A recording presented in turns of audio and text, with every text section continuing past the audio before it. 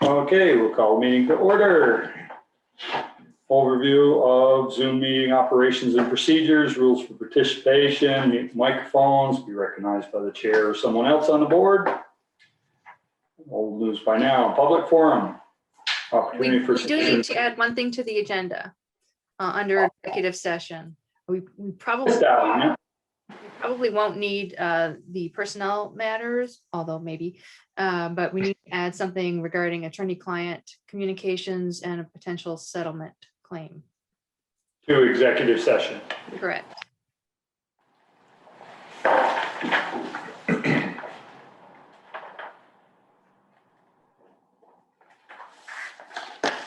Alrighty, anything else? We got an email from you to Sharon this afternoon or this morning about adding on Bobcat for a food truck for next Friday or August, someday in August, first Friday in August. Park application. The park application. Do we have to add that tonight? I don't know that that requires select board review at this point. The Bobcat was authorized to coordinate the activities on the Friday nights, and it's run through the rec department. Okay. Yeah, I thought we had left it that if there wasn't any problem, it was going to continue. Mm-hmm.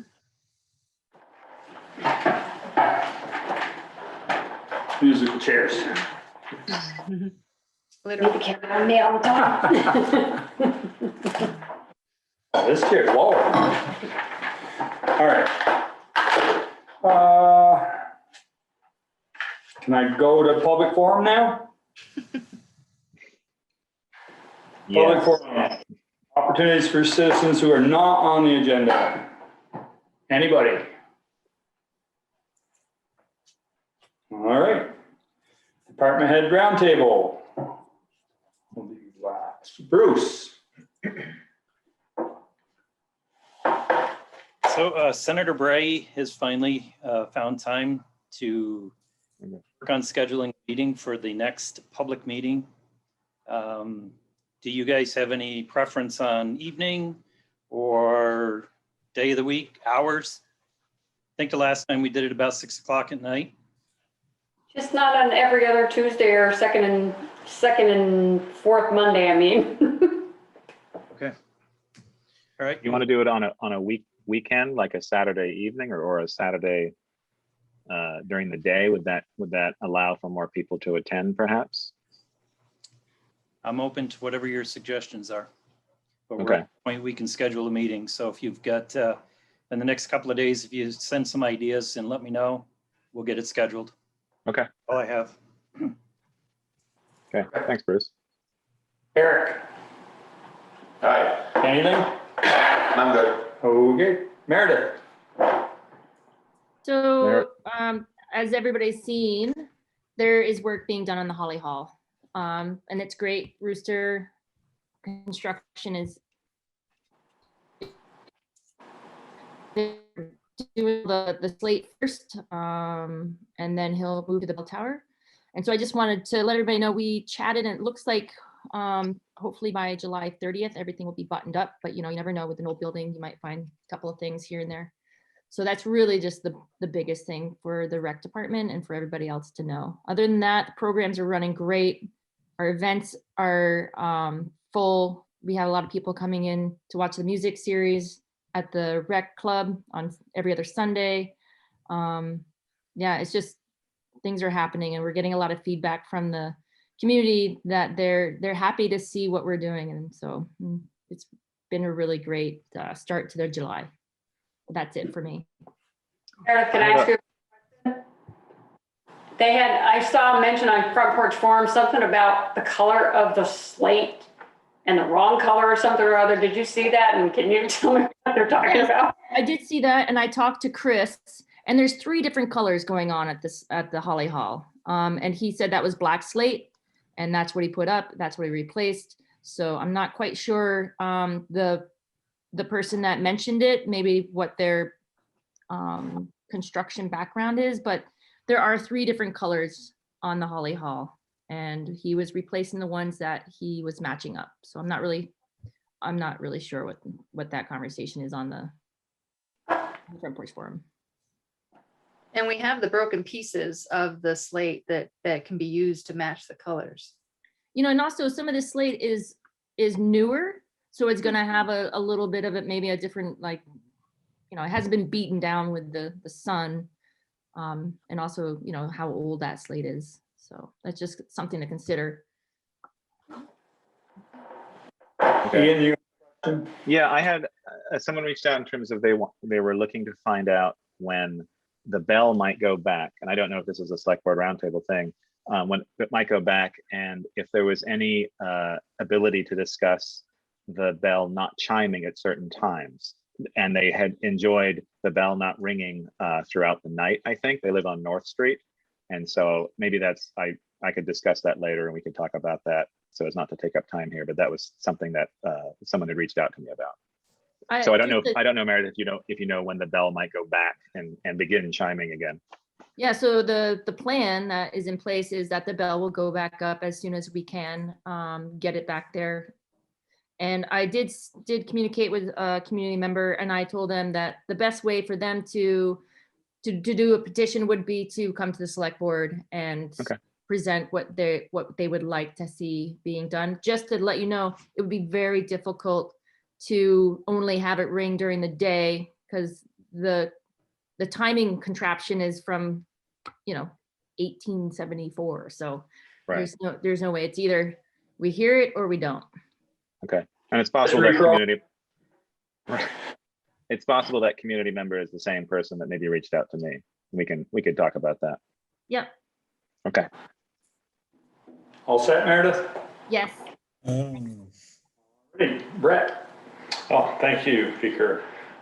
Just a couple of things about the fire department. Well, it's hard to believe we're halfway through the year already. Certainly we're in post-COVID days. We're not 100% out of the woods yet, as not everyone is vaccinated. However, we have returned to our pre-COVID posture, if you will. Our call volume is right back up there. We just had our second in-person meeting that included our staff dinner, which was really great.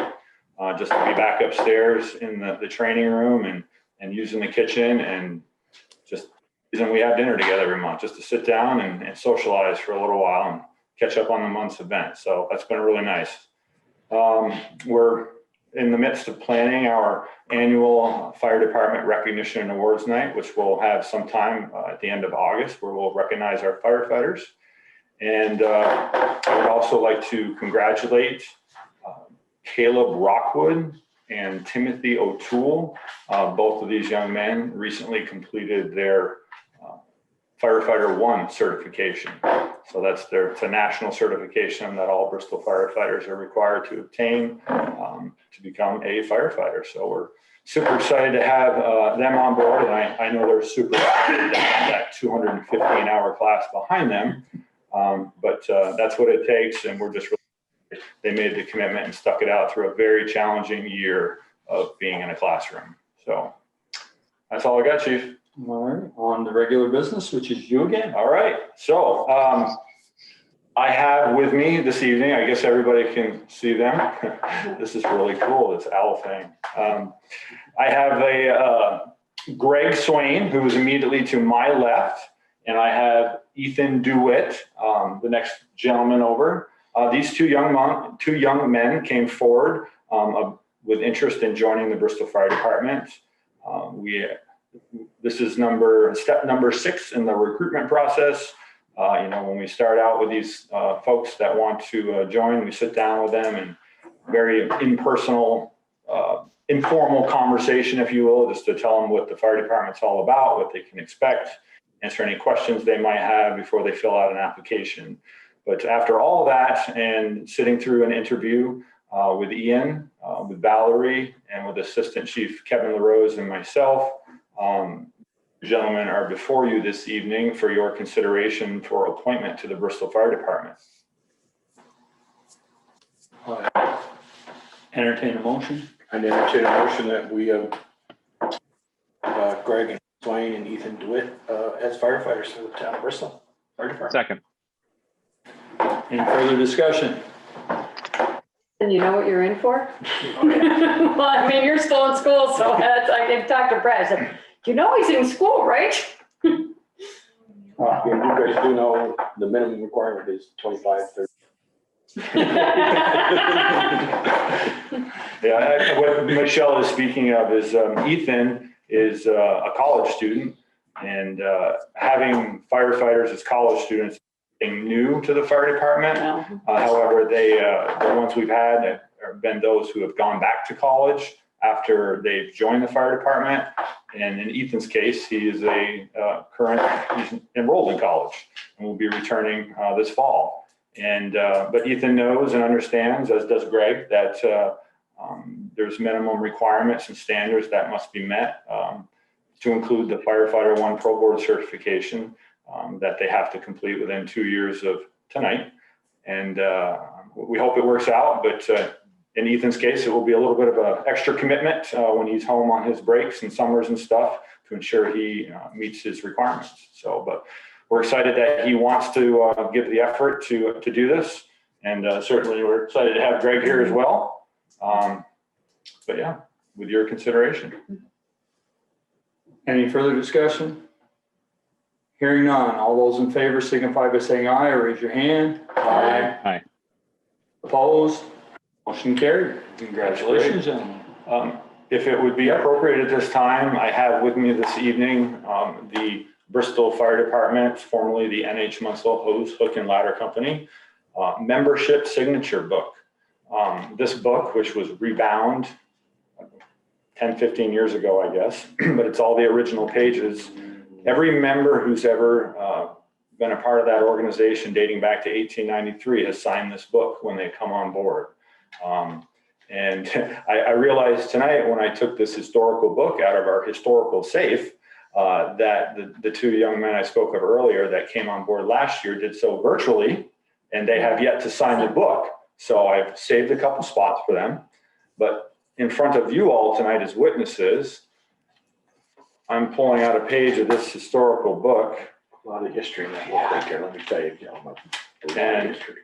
Mr. Greg Swain is going to be the 331st signer, and Ethan will be the 332nd signer. So if I could, please ask you, Greg, 331.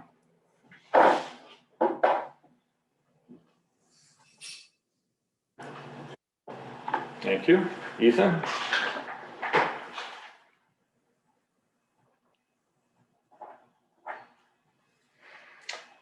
Thank you, gentlemen. You are now forever in history. Well, thank you all this evening for having us. Thank you. Congratulations, guys. Thanks, Brett. Yes, congratulations. All right, well, we are going to get out of your hair and out of this very hot room. It's not that bad. Well, there are two other items on this topic, the resignation and leave of absence. Already? You aren't leaving yet. No, not leaving yet. Am I starting this conversation? Yeah. All right. I mean, So, I can tell you to start it, but I think you're capable. So, yes, this evening we have, first we have one resignation, firefighter Alexis Foho, who came to us almost 3 years ago now, who a member of our organization, and during her time here also became a career firefighter in South Burlington, which she's still doing today. But she and her husband, Kevin, have made the decision to move out of the area. They bought property in another town. So they'll be moving at the end of August, and due to that, Alexis has submitted her resignation from the fire department. Make a motion, we accept Alexis's regret and wish her well. Second. Further discussion? Hearing none. All those in favor signify by saying aye. Raise your hand. Aye. Most opposed? Motion carried. Thank you. How did you spell her last name, Brett? Fojo. There's no way you could mess that up, Tasha. My computer broke out again. It was like, "Brrr." And then next, as we do have from time to time, firefighters see the need to take a leave of absence from the organization. as you all sitting in this room know, and those, some of you on camera, they do this in a voluntary capacity. So on top of their full-time jobs, extracurricular activities, family, of course, they do this. And sometimes life gets really busy and they need to step back for a moment. So tonight I'm here to ask on behalf of firefighter James Huckett for a 1-year leave of absence from the Bristol Fire Department, as they are expecting, and actually as dark as it's been across the street, as he lives across the street from me, they may have had the baby. So hopefully everything's all right there, but he's asked for a leave so he can be with his significant other while they welcome new baby to the world. So start this journey. I make a motion to the board allow firefighter James Huckett a year leave of absence. Second. Further discussion? Hearing none, all those in favor signify by saying aye, or raise your hand. Aye. Aye. Opposed? Motion carried. All right, did I get it all, Valerie? Yes. Oh, it's written here. All right, you're free. You're free. Sorry about that. No, I wasn't. You know, I always pay attention. Thank you all again. I hope you have a good evening. Thank you. Good night, guys. Good luck, boys. Come again. Thank you.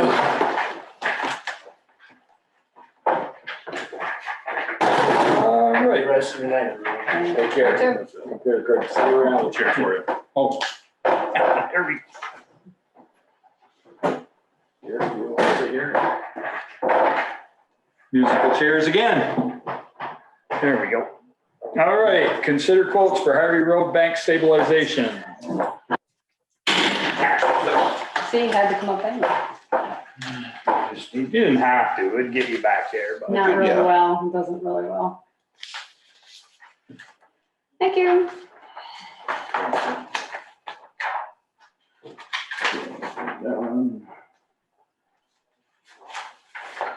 Hopefully, select board members had a chance to review the 2 quotes that were provided, one from Masterson for a total of $9,500 and one from 802 Excavating for a total of $15,710.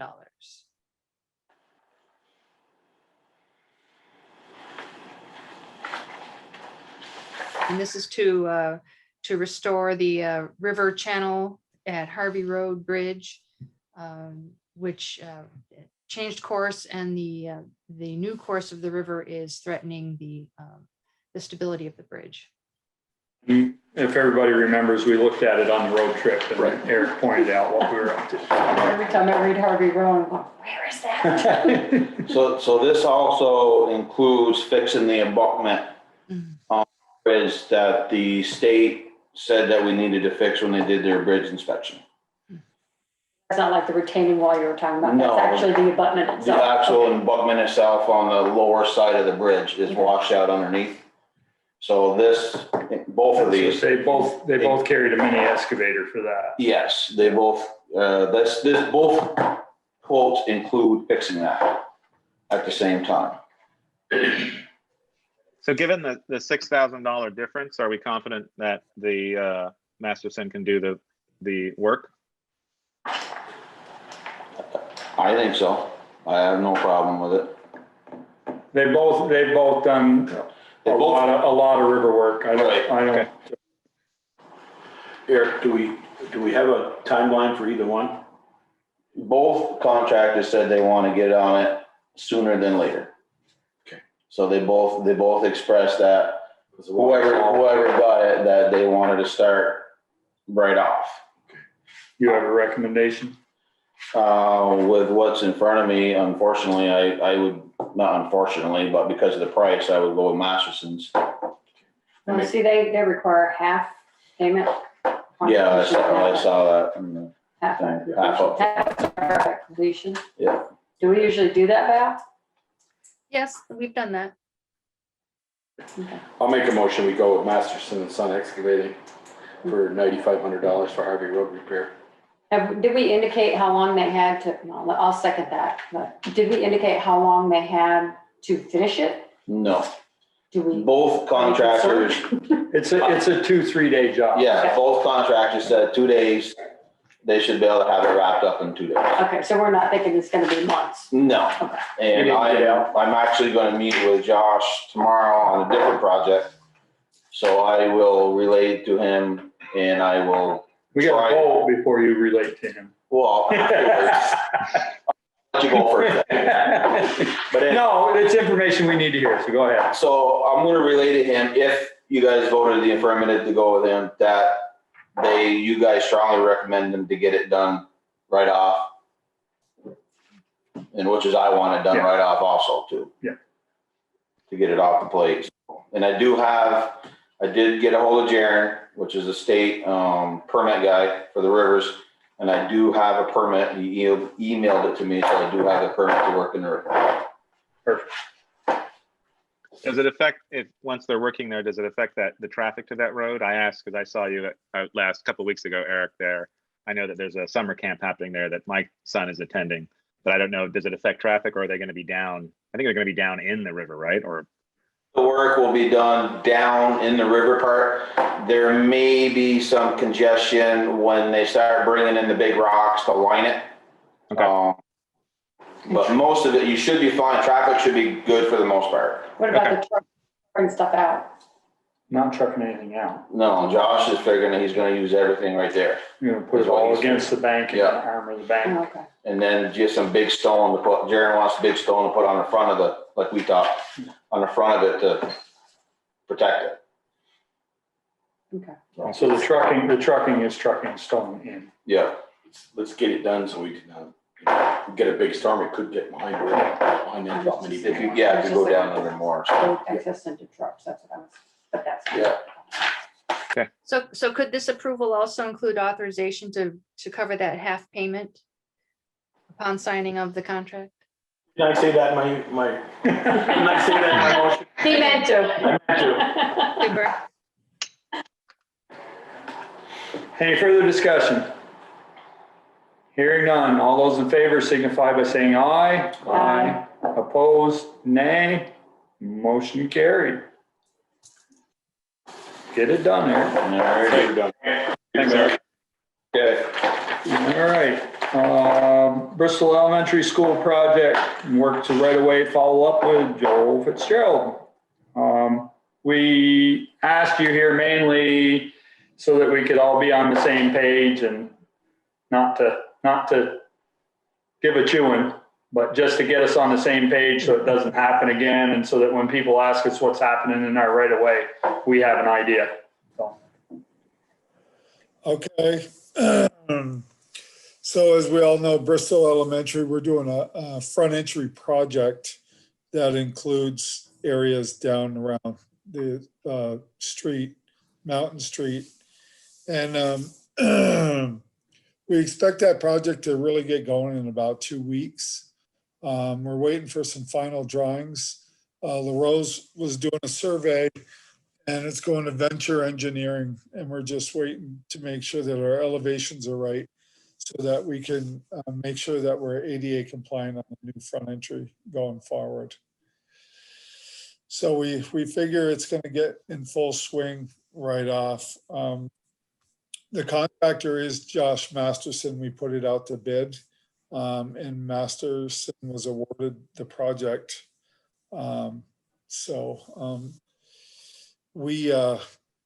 We're just waiting for those drawings before he really gets going. He may go in and remove some of the stuff before the drawings are done.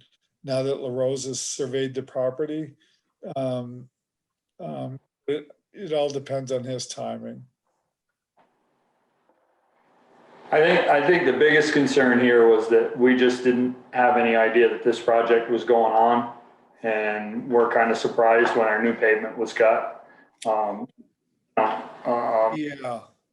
I think the other side of that is typically sidewalks are ours. I know when that sidewalk and the ballards were put in that the school system paid for it. So I don't know why that section is different. But I would love to find out because I would, I we were buying that sidewalk too. And I wonder why we plow it and everything. Joel, is there rumor that you're going to remove some of the balances or maybe all of them and widen the sidewalk, so, because as of now, the street plow, our sidewalk plow cannot go up through there to plow. Right, right. You know, the student safety is always first. What we're going to do is, we're going to take the ballards out, we'd like to, and we'd like to raise the elevation of the curb a little bit. And again, we're getting final drawings on that. But we would like to get rid of the bollards and not have them, but we need to do something for the safety of the children. So we're gonna raise the curb a little bit and see how that goes. And then in Valerie's. We are gonna widen the sidewalk a little bit, yes. And Valerie's epistle to us, their from TA report, also says you're gonna do a septic area improvement. That's obviously out back on the playground. It says stormwater infiltration chamber project. That's ours.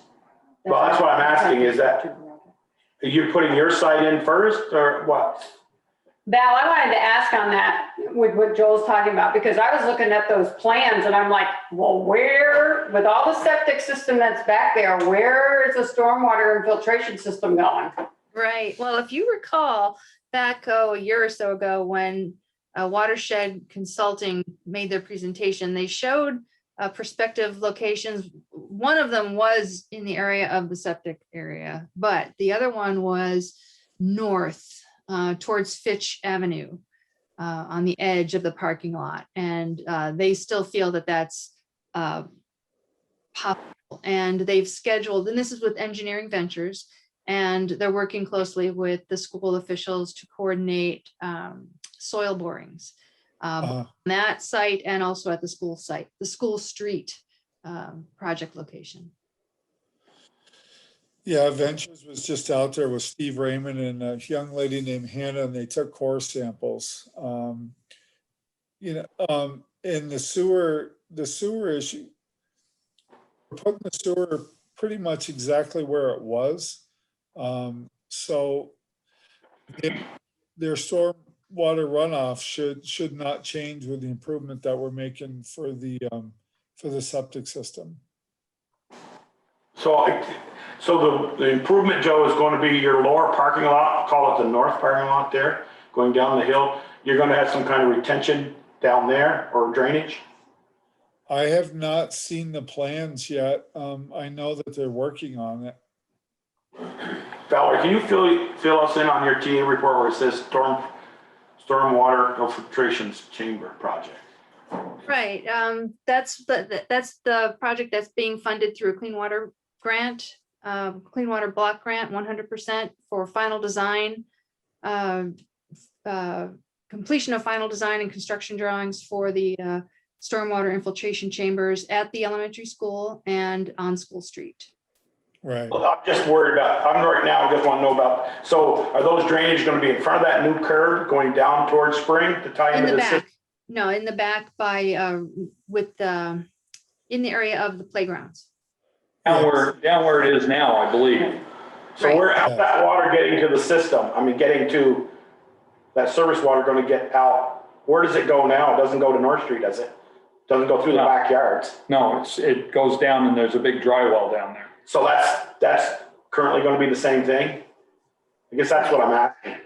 Right, yeah, it's intended to be an improved structure, and apparently there has been reports of flooding over on Fitch Street from water that does not infiltrate back there and in backyards of the neighboring properties. So the goal there is to try to capture as much of the stormwater from Mountain Street and from the hill and the other impervious surfaces, the roofs, the parking lots, to try to capture as much of that as possible and filter pollutants and that kind of thing. Okay, so from the parking lot going down the hill, it's not going to go so-called go right and go north. That water's not going into the backyards. The water from the school roofs and the parking area and all that's going to stay within the filtration system of the school, correct? That's the plan, right? That's the plan. Well, does this comply with the new 3-acre rule that ANR has put out? We do not have enough acreage for the 3-acre rule. We do not. The only school that does is Mount Abraham. Joel, you talked about widening the sidewalk a little, and I guess that's why it's where we see the cut in the road. In your drawing here that's on screen, we can see existing concrete and we can see existing bollards, but it doesn't show where you're widening it up if you're going into the street more. Is that not the case? You're going the opposite way? Yeah, we're going the opposite way. We're going to go on the dirt side. Okay, so the bollards essentially will be removed, but the sidewalk will stay in the same place. Yes. You go to the 4-foot sidewalk in and look, there's a notation there that says from 4 to 8 foot. Right about just above the front doors. Yep. No, it's on the bottom. It's on the bottom part. Right center of the screen, it says widen sidewalk from 4 foot to 8 foot. And if you look to the south where the existing sidewalk is, that's already 8 foot. So I'm guessing they're just gonna go carry that up through. So Yeah, that's it's where just for a the sitting area. yellow area is like the additional 4 feet? Yeah. Is that what you're? Yeah, it's for sitting and gathering. Okay, and so what was the reason to do the cut in the road? Is it to remove the bollards and to redo the curbs, right? Yeah, because the new Okay. curbs are going to be joined with the sidewalks. I can't remember what that process is, but they're actually one piece. And you have to cut it to get the curbs out and get the new ones in for the forms. Okay, and do you know if there's going to be any more cutting further out into the road? No, I mean, originally Floyd and I, we'd done a little bit of work to remove the telephone pole, and so we investigated that, and if we had done that, there probably would have been a lot more cutting. And I would say that's not off the table, but I would say it's off the table because of the pricing and the timing of the project. But we'd really love to someday remove that pole in front of the school. But so to answer your question, we don't foresee any more cutting of the street. Okay. So To that point, we're anticipating putting conduit underneath this if we have the opportunity in the future to rework that electrical system and what's on that telephone pole. The estimate we got from Green Mountain Power was a little bit north of $250,000 to move it. We just didn't have it. Yeah. Floyd or Joel, have you had a conversation? So you had a conversation with Green Mountain Power. That pole isn't the youngest one in the bunch up through there. I mean, they're not going to come around another year, 18 months and say, we're going to replace that pole with another one right beside it, or?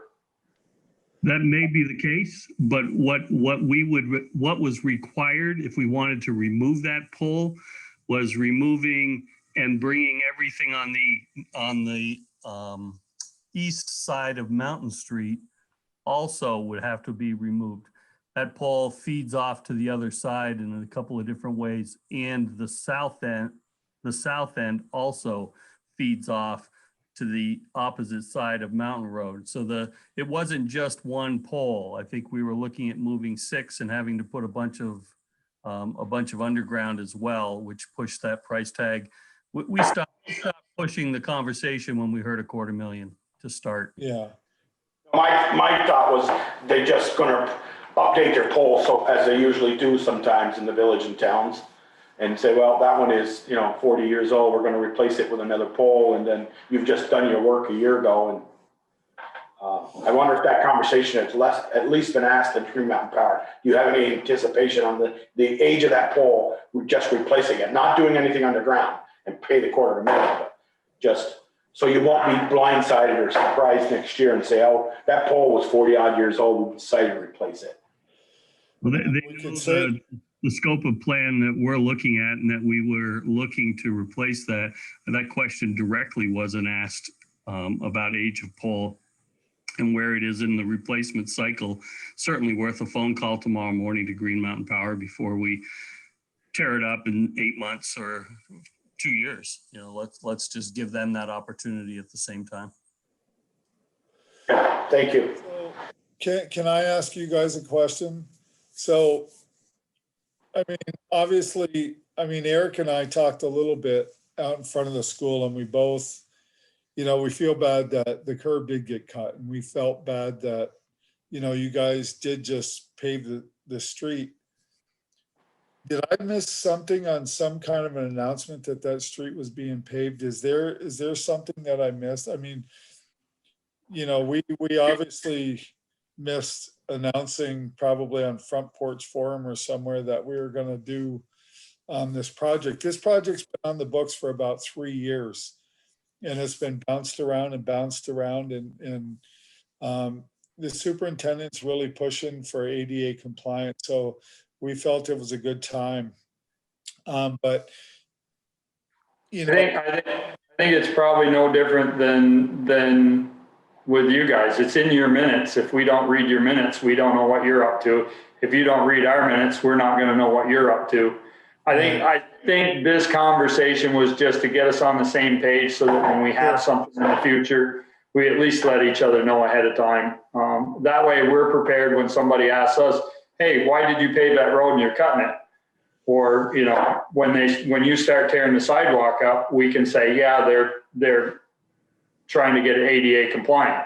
And just, I think it's just lack of communication, which we've been having a problem. We've been having a problem with. It's not the school system. It's not the select board. It's the problem of people wanting to be informed, and they don't ask questions until they see something.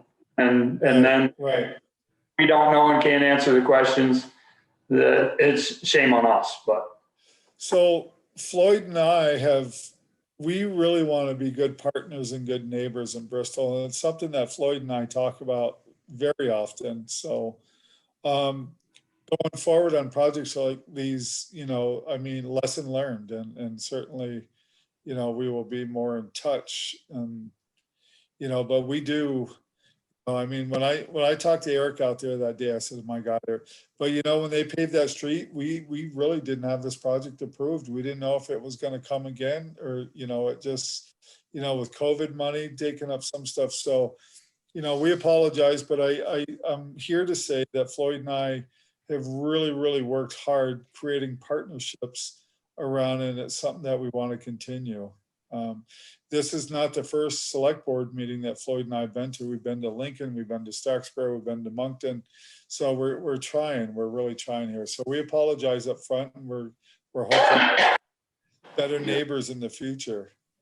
Well, I think it's water over the dam, and I think, you know, when you're done, you'll know you won't put a strip of patch in there. It'll be paved with hot mix and the whole bit. And you know, I remember talking to you, Joel, a year and a half ago before COVID. You and I were at Vermont Temperature Controls Vermont, and you had mentioned, I'd said those steps at the Mount Street. You said, yeah, those are on our list to replace. So I knew about it, but didn't know this whole project. I thought it was just the steps going down. You said the steps going down to the gym from the right. And the problem is when you touch anything, everything has to then be in compliance. So as soon as we touch those stairs, it just opened up Pandora's box. Yes. Okay.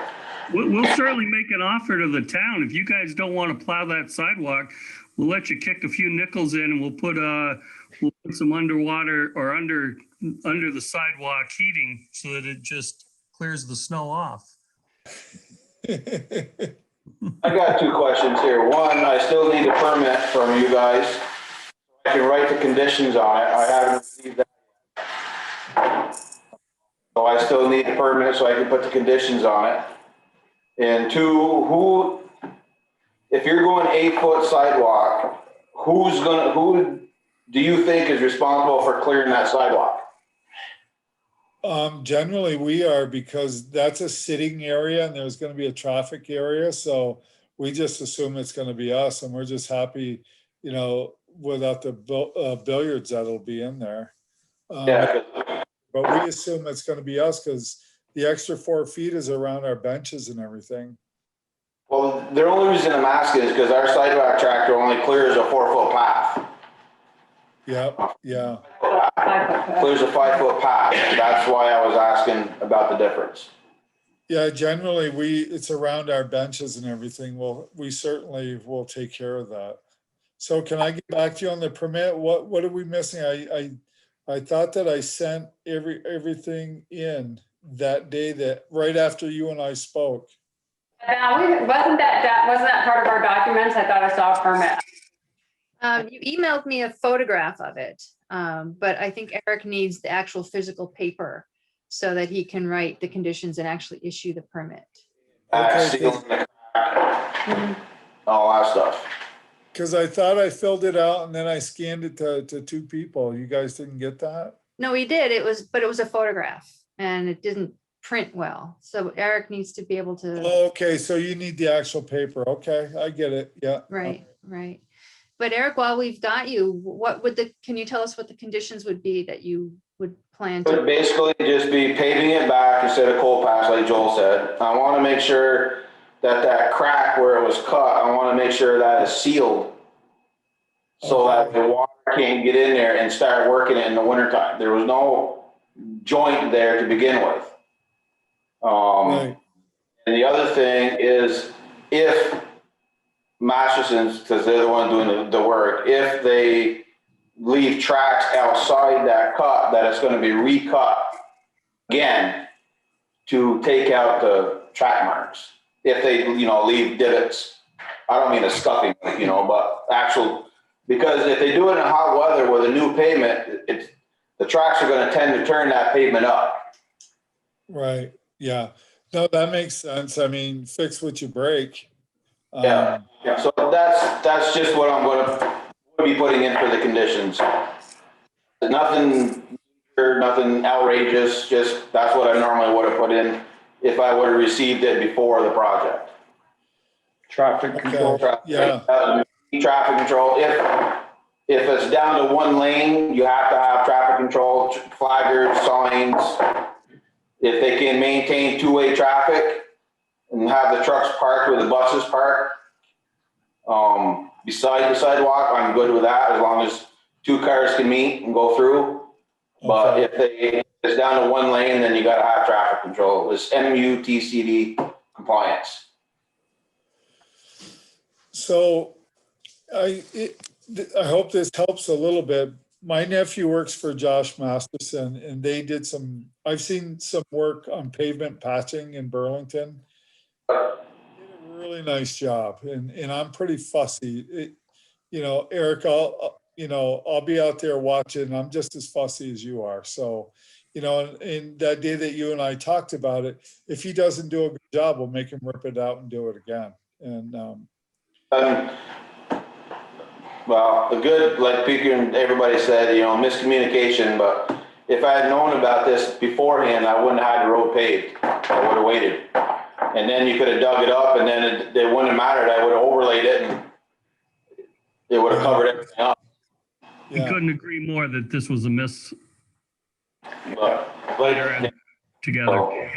It is water under the bridge. All done with now. I just want to be on the same page going forward. That's all. That's why we had you here tonight. Not to say shame on you, but just to get on the same page. And if we ever, Floyd and Joel, if we ever put a roundabout at the end of Airport Drive, we'd probably let you guys know too before we.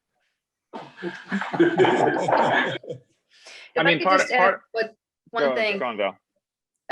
That we ordinarily do post in Front Porch Forum when projects are planned.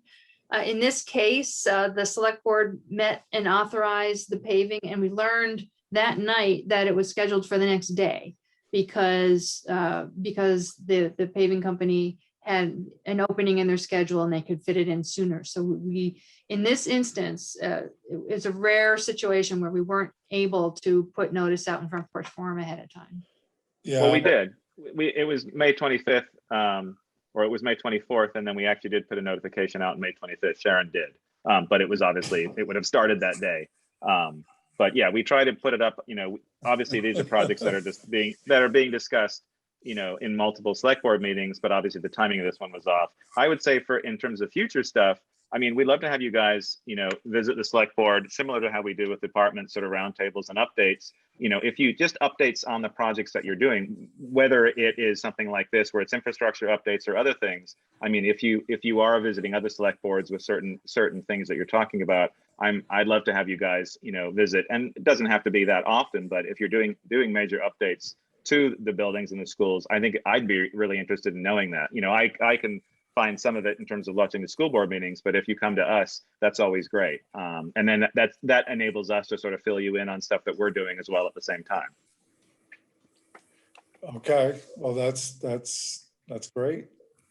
So one other thing that we would like to do at Bristol, and we haven't talked about a cost or anything, but and it may stir up something, I'm not sure, but we would like to put a dumpster pad lower in the parking lot from where the dumpster is right now. And I haven't looked yet to see if it's going to change neighbors by moving it down the parking lot 50 feet.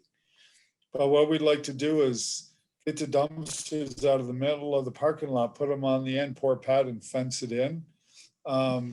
We did that at Moncton and we did not need a permit, but I need to check the neighbors to see if there's a neighbor right now that has a dumpster right near their fence.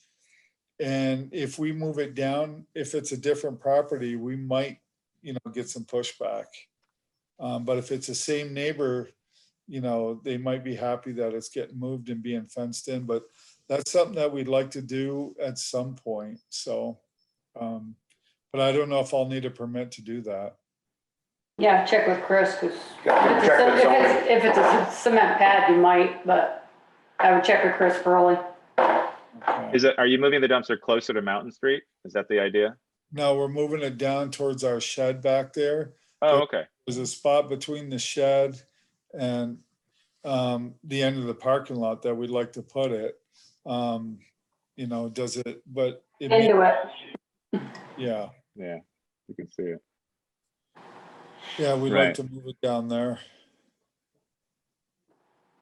Yeah. Probably like right, I don't know if you can see my guy, but right in front of the building, right in here, because we still have to move snow past the building.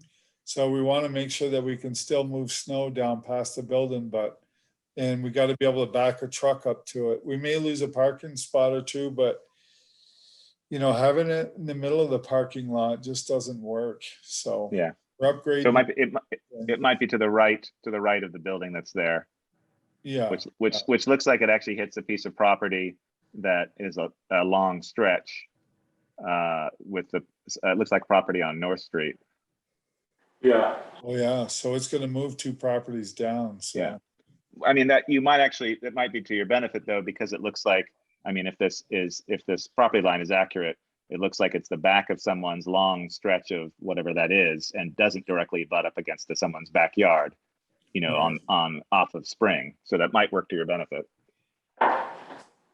Okay. Well. Yeah, but I would talk, So as Michelle said, talk to Chris Purley, the zoning administrator, and he'd be able to give you full details. Okay. And then we just need to put a path to the 5-6 playground, and we're not sure how we have a student that needs access, so we need to put a footpath across, which will probably has to happen as an accommodation. And we don't know what that material is going to be, but because the playground is so small, you got to be really careful to take up turf out there. So we're going to have to figure out how we're going to put that out there to 5-6.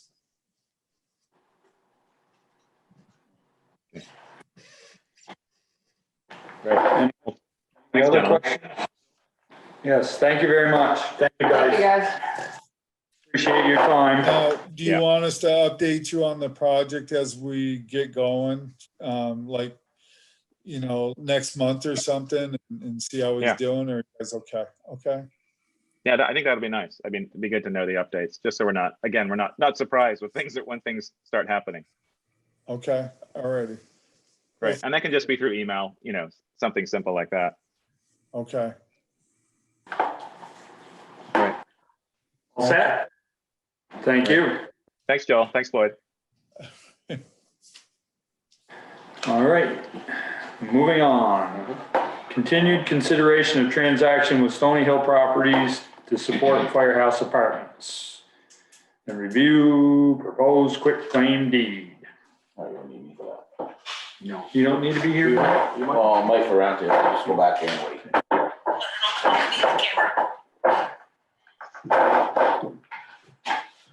Valerie, where are we at?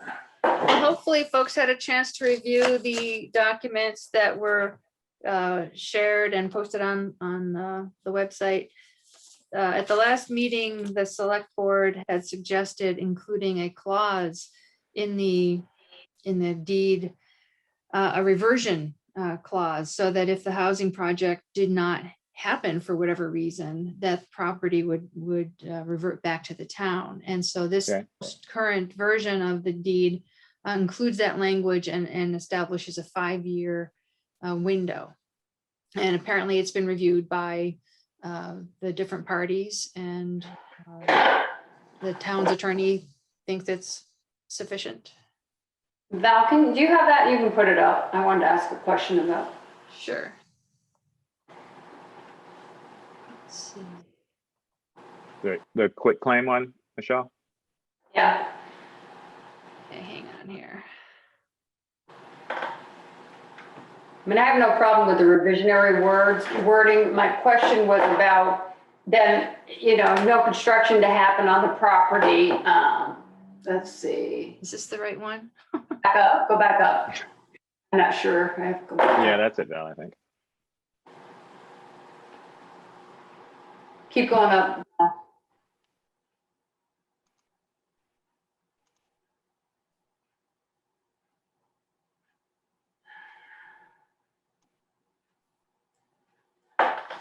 Okay, go down a little bit. This is the 5.1, 5.8 acres, whatever. All right, where it says notice permit requirements in order to apply, blah, blah, blah. That second paragraph, Yeah. there was something in there.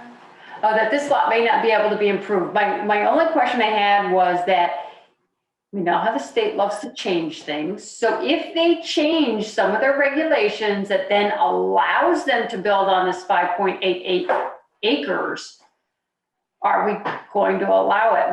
Because my thought was that we were not going to allow any construction on this property. It was only to be used for their, whatever they needed to allow for the 15 units or whatever it was.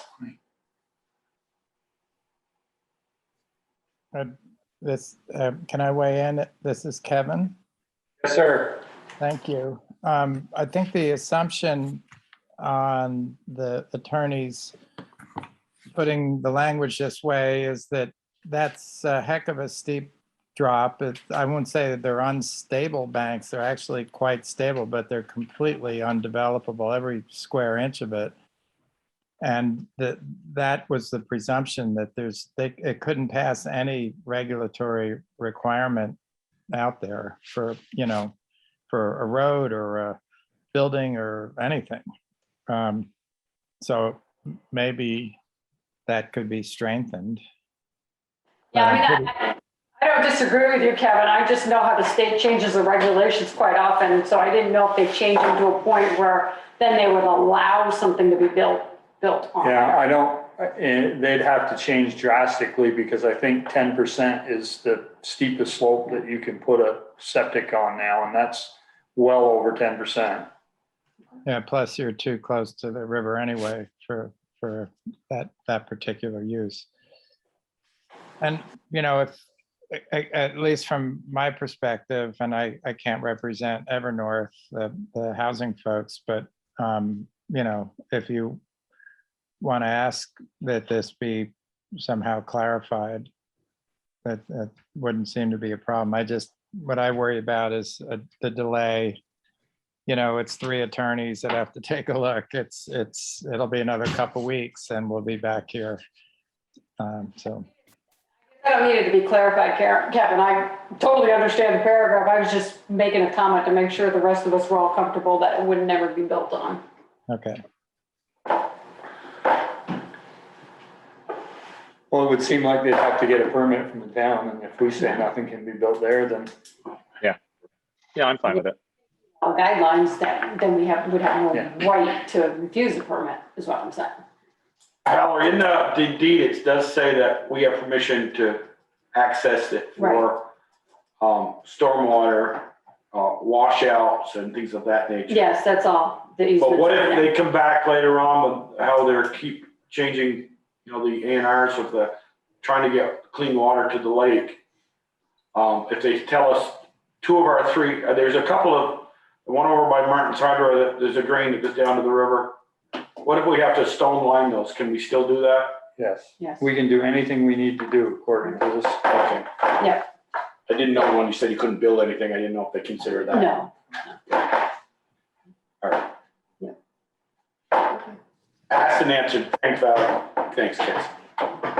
So we make a motion to approve the quitclaim deed, and do you need authority to sign, Val? Well, I recommended that, that the select board authorize either myself, the select board chair, or the vice chair to sign on behalf of the town. Okay, do you want all 3 of you, or just pick one? Whoever's available. Okay, I'll make a motion, we approve the quitclaim deed from Stony Hill to the town for the 5.8 acres and give authority to either the town administrator, the chair, or the vice chair to sign the quitclaim deed. Second. Further discussion. Just a question. Even though it's going to Stony Hill Properties LLC, it's for Evan North's apartment buildings only. Right. Because Stony Hill will then convey to. Right, okay. That's why we had the clause put in there, should the development not go, the land reverts back to us. Okay. Right. And I can sign that tomorrow if necessary. Well, no, actually, the notice, the section 1061 notice that has to run for 30 days to allow at least 5% registered voters to submit a petition if they feel that it should be decided at a special town meeting. So the clock actually started today because it needed to be physically posted in 3 places. And even though it was published in the newspaper a couple weeks ago, the physical posting didn't happen until today. So just to be safe, we kind of reset the 30-day clock to start today. I won't sign that tomorrow then. Save for 30 days. Peaker has been on the board a lot longer than I have, but I've been here a while. Well, there was another piece of land we sold a few years ago, was it? To someone. Did we put that on the ballot for March? No. Or we sold that? Ivan Hendy, I think we sold the. That was way back, yeah, back in the 90s. Oh, we sold the one to property. Livingston. That was sold. Well, there's the former state stuff, and then there's the old fire station that you sold. Right, we didn't do anything. None of those were Voter approved, okay. Okay. This was thinking that we're selling land at the voter zone, we're a voter, the 5 of us. Any further discussion? Hearing none. All those in favor signify by saying aye. Raise your hand. Aye. Aye. Opposed, nay. Nay. Motion carried. Was there a nay? Yes, Joel. I stated what I stated 2 weeks ago about our contribution. I still feel that way. I support the project, but I don't support giving money. So Peaker, are you saying yes because you have to make the 3rd one? I did vote yes. Okay, thank you.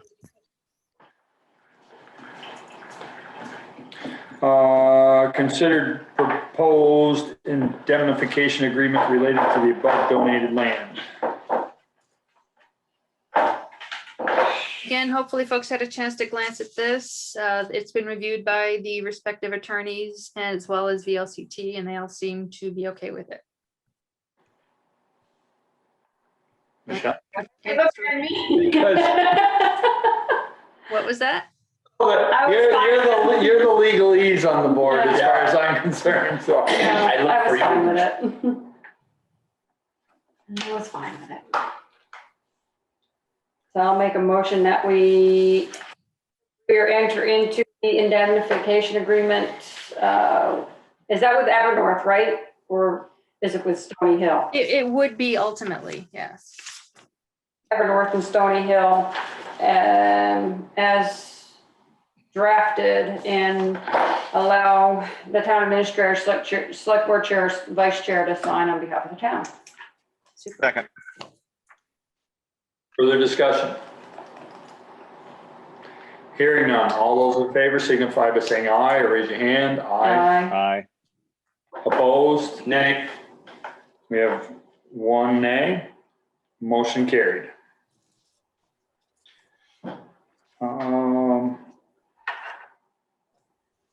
Who Consider- seconded that? Ian did. Ended. Thank you. Consider acceptance of deed easement from Stony Hill Properties to the town of Bristol for road and utilities, construction, installation, maintenance, replacement, and repair related to the extension of Firehouse Drive and development of Stony Hill Business Park. Val, can you put the Kevin LaRose survey map up? Sure. Did we get clarification on the discussion we had the last time around too about the stormwater? Yeah, we're gonna. Yes, and this afternoon, the draft agreement was provided and Ben Stetman looked it over. He thought it looked good. So yeah. Good. Well, I'm not so sure I'm so good. Okay. And I don't have the document. I thought I printed it out and I left it at the office, but I thought it said we're responsible for construction, replacement, maintenance, snow removal, ice removal. And I thought we were not supposed to be responsible for all that. Well, this is for the roadway Right. that we're responsible for, that just like any other road and sidewalk. Yeah, it's not the business park. Right. Just within the easement area. Where are we talking about that we are responsible for? Just the roadway here and this area here. So the 100 feet, that's not going to be all roadway, is it? And parking and sidewalk. 100 feet wide? All the way back to the cul-de-sac, and then the stormwater and utilities are in there. That's why it's 100 feet wide. Mm-hmm. It was, the question was the stormwater, Off the 100-foot right of way. Yeah. These. All in here. right. And we're not responsible for that. Oh, yeah, we are. Well, according to my reading of it, we are. We are, and we had asked, and was it you, Kevin, that said that we could work that so that there was an agreement there? I'm That's fuzzy right. on. Yeah, again, this goes back to the grant requirements that the town had to own these improvements. And so we built all the improvements into this right away, and in order to accommodate all those, we had to go to 100 feet. And that's what that area is that you're indicating. Yeah. So if we didn't take care of the elements, the infrastructure elements like stormwater, wastewater outside of that area that Stony Hill is responsible for, you guys can come in. That's what this says. You guys can come in and fix it and charge us through the nose for the inconvenience and the cost. Right? That was what was unclear, I think, is that you didn't want to be all over the place here dealing with wastewater. Was you guys from the get-go didn't want to do that. And the stormwater, sure, but in a limited fashion. Yeah. It's Okay. a shared responsibility. So Kevin is, and Eric, you jump in here for a minute. So your understanding is, or my understanding is, then we're installing the roadway. You're installing the stormwater with the grant funds, if I'm correct, the infrastructure part of it. No, I wouldn't put it that way. No, the town and Stony Hill are responsible to do the infrastructure, the entire infrastructure project. The only reason the town's on the hook at all is because they've got this $500,000 that has to be spent on infrastructure. So we're both responsible. The town to the tune of $500,000, Stony Hill to whatever in addition it is, which is probably more like another $500,000 or $600,000. And where sort of the rub was coming from was what ultimately is the town responsible for and what are their duties and responsibilities? And what we've done to meet the requirements of the grant was stick with that. Everything under the ground in that 100-foot right of way is really the town's. It's a town road effectively. And everything outside of that is Stony Hill in perpetuity. If we ignore our responsibilities and the town has to come in and make it all work, we get charged. Okay, so anything under the 100-foot right of way, the town's going to be responsible for once it, after the fact, you know, the maintenance and whatever, replacement, correct? If I understand your question, the town isn't responsible for what's outside that 100-foot right of way unless Stony Hill ignores their responsibility. And, No, and I'm saying within the 100 feet, under the roadway. that's yours.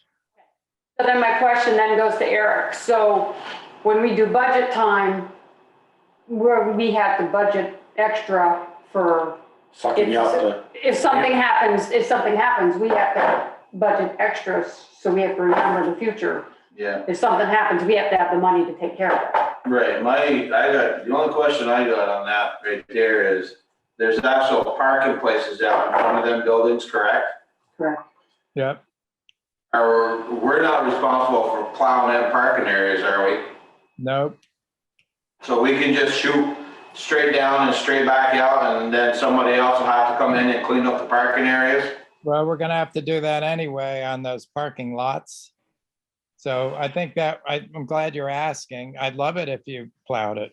You know, it's sort of like the earlier conversation with Joel is, well, if you're coming down the sidewalk, why don't you cut all 8 feet, you know, plow all 8 feet? Well, because my plow's only 5 feet wide.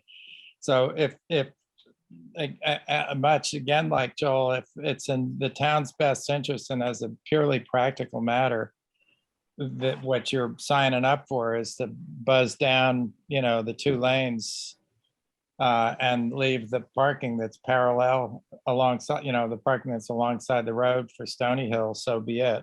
As I said, we've got to come in and clear all those parking lots anyway. So Kevin, how wide actually is the roadway going to be? I mean, like, can they go down and back and? We don't have, Jamie's not on the call, is he? No, he's not.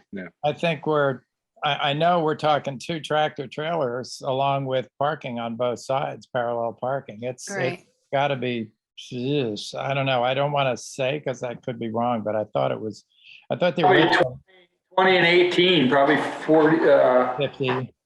38 feet. 38, 40 feet, yeah. So Okay. Kevin, what you're saying, the document in Valerie is, you know, when Eric hires the pump truck that comes and sucks out some of the drains, we don't have a lot of them in town, you know, in front of the post office and those around. I've seen it sucking out those dry wells. So we'll do those on the roadway. And then if you guys, you know, go 4 or 5 years and don't suck yours out and beginning to back up into the roadway, we can go and suck those out and then charge you. Is that what I'm? Exactly. Correct. Yep. And it's certainly going to be in our best interest to, you know, do our job. I should add that ultimately the building lot owners or the building owners with the dirt underneath it will be responsible as association members. You know, that's who's going to be footing the bill for stormwater maintenance and wastewater pumping and repair, replacement as needed. So, and most of all of that is on that lot 4 that is going to be owned by the association on a sort of a pro rata basis. You know, if they've got it'll be some combination of the acreage around their building and the footprint of the building, or the square footage of the building. That's yet to be determined, but it's a pro rata portion of the overall maintenance on the campus.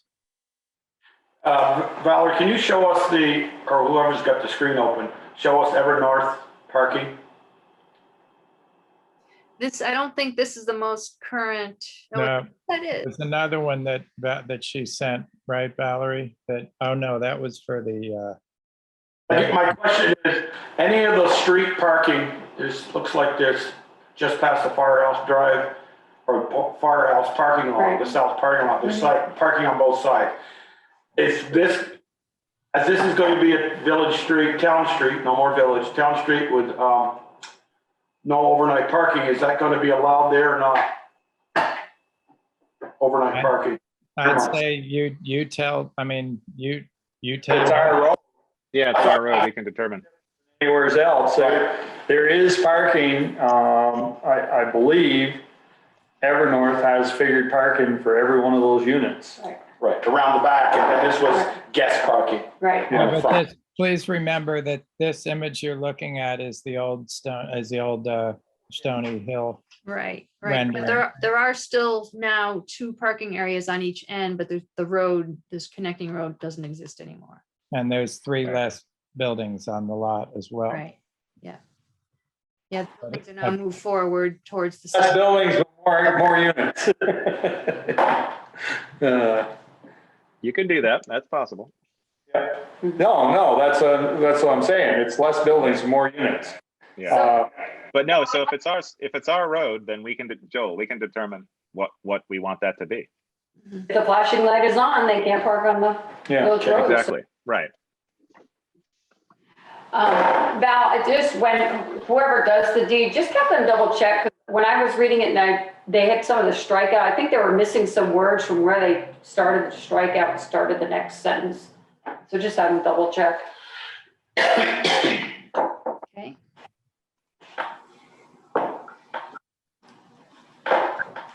So we need the motion. Do we need a motion for that?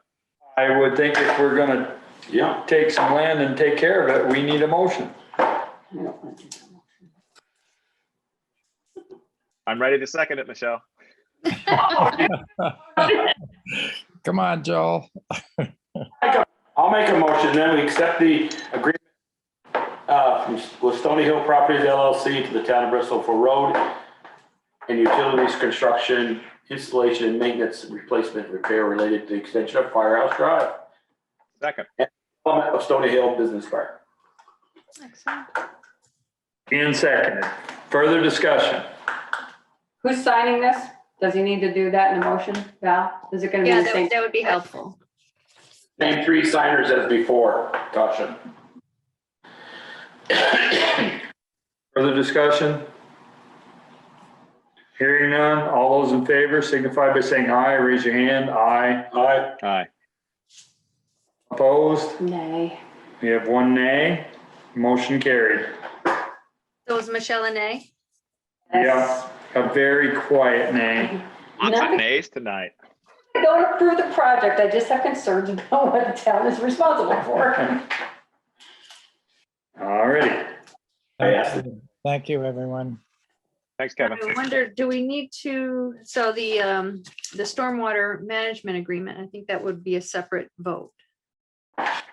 Did folks have a chance to look it over and are you comfortable with it? Put that up, Val. I don't know if I got a chance to like fully read it. Okay.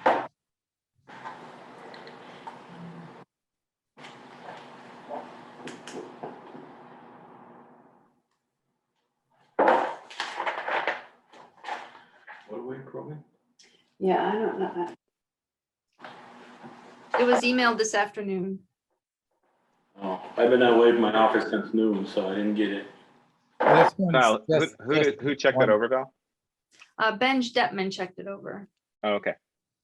This one was pretty straight up. It was just Valerie, can you help me with this? Wasn't it the difference here was the 100-foot easement area? Is that? Yeah, this is for the stormwater maintenance. Yeah. Articulating that the Stony Hill will be responsible for maintenance, but that the town has rights to enter That's right. the area to perform maintenance if necessary. Right. Can you go Which back we- to the top real quick, Valerie? I Say just that wanna again? get can you go back to the top of it? I just want to get the name of it. Thank you. Mhm. Okay, so Val, then this is I got really confused. So I did start reading this one and then it confused me on the easement deed piece. Yeah, I think we covered this, that confusion, but now I'm confused. Uh-oh. Talking about the town being solely responsible for the cost of construction, installation, maintenance, replacement of the 100-foot easement area. And then you were talking about stormwater, so I was like, okay, now I don't know who's responsible for what. We're responsible for everything in that right of way, is the way I understand it. Up to Correct. Everything in that 100 feet, we're responsible. construction of up to $500,000. 500,000. If that on me, I'd be more, would you be careful with that? I mean, would be better off, Michelle, to say the word Yeah, I mean, 500? I just, Or what the grant covers? Should we say that? One thing that might be, It says Stony Hill is responsible for construction, installation, and maintenance.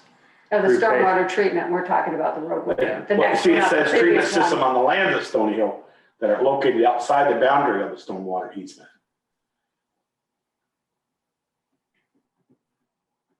I don't know if this is helpful or meaningful, but if the project came in at $900,000, the town's not responsible for or obligated to spend the $500,000.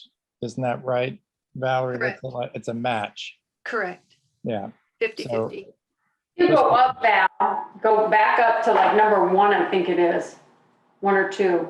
It says it's solely responsible for the cost of construction, installation, maintenance, replacement, repair of the roadway within the 100-foot easement area. And the second one is like, and if you would say in there, up to The northern border grant. whatever the grant funds are.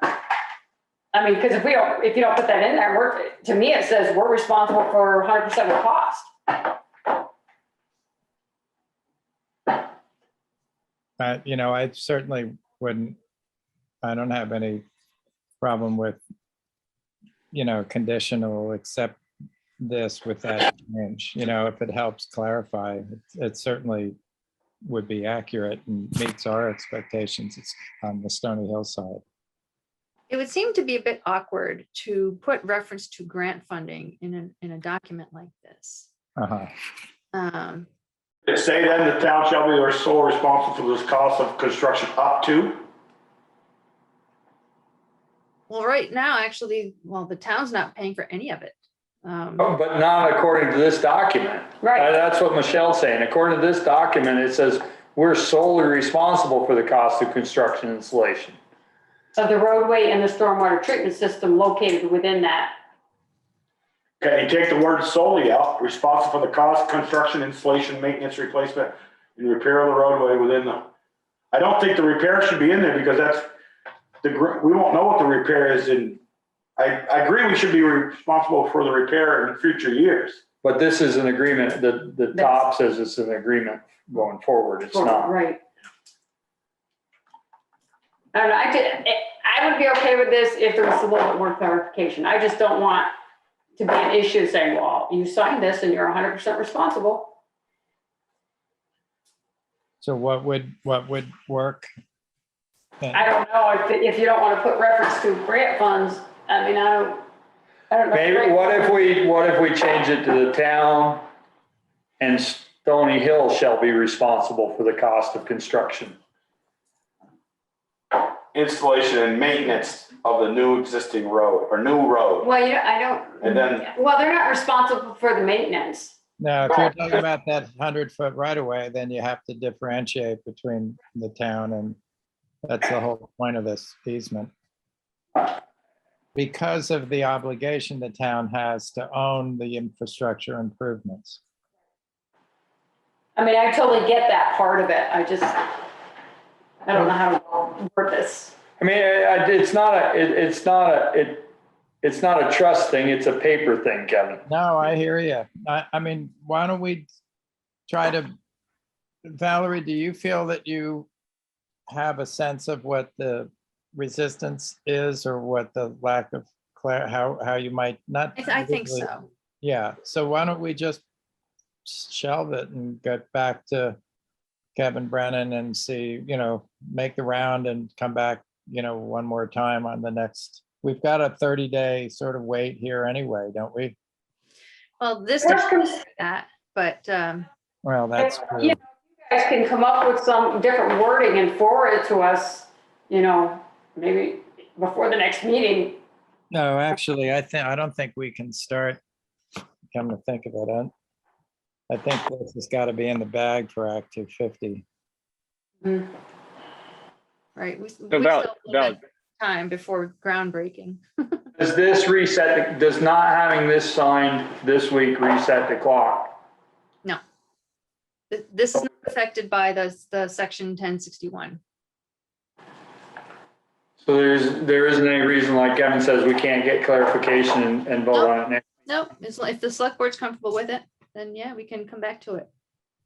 Kevin, you said something about your Act 250. So do you need this for the Act 250? And is that? We don't, the Act 250, of course, will have a slew of conditions, and that permit's due in any moment here, as long as Fish and Wildlife does their part to just define for Act 250 what the conditions on this Indiana bat question are. So it'll be like, a lot of things that the archaeologist has conditions, et cetera. So no, I think if I want the board to feel comfortable, and if we didn't quite get it here, as long as, I think if Valerie, if you feel like you're able to articulate to the attorneys what the resistance was, or what sort of, without, again, you might not have the language specifically, but how can we resolve this with a tweak on the language that would, I'm sure we can turn it around. And I know Kevin Brennan's away this week, but we could do it the following week. Yep. Sounds good. Sounds like It's just 1 and 2. Everything else appears to be good.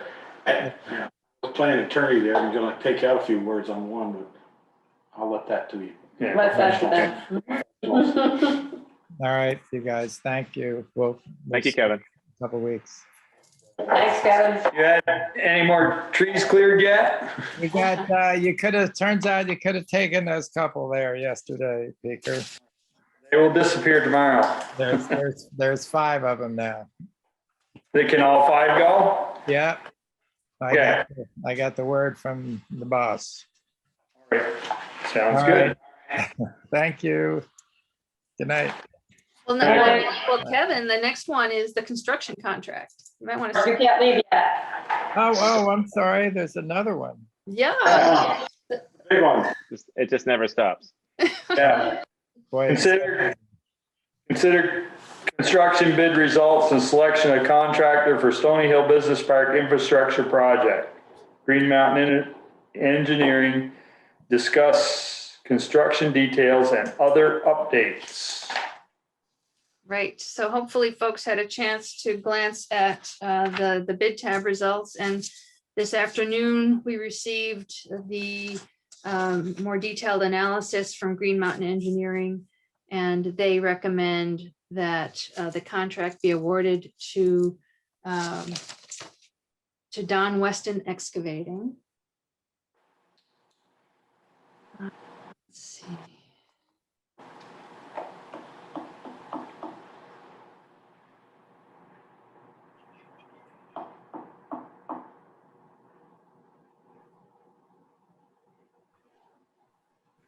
Oh, boy. Wait a second. Where did it go? Bid tab. I'm challenged a little bit tonight with Zoom.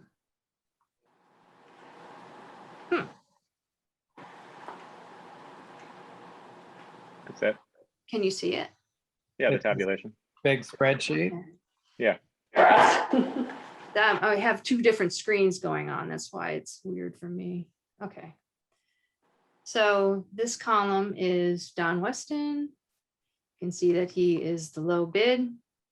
You have to shift your screen over. It looks like it's portrait, Val. You're just on the left-hand side of it. Oh. Well, that's awesome. That's really thin. Perfect. Let me just stop. It's not You gonna want me work. to share it, Val? Sure. Okay.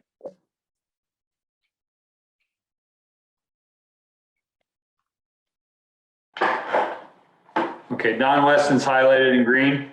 Yeah.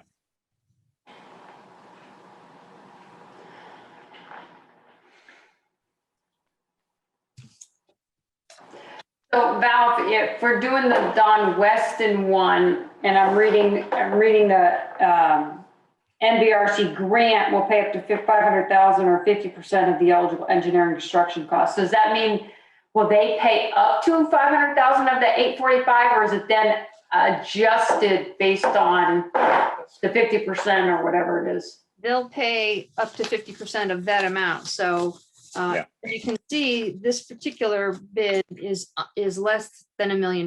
So if there are no other expenses associated with the project, then we won't be able to draw down the full 500,000. But there are, as I noted in my TA report, there are other expenses, including I was able to get like $61,000 of engineering expenses covered.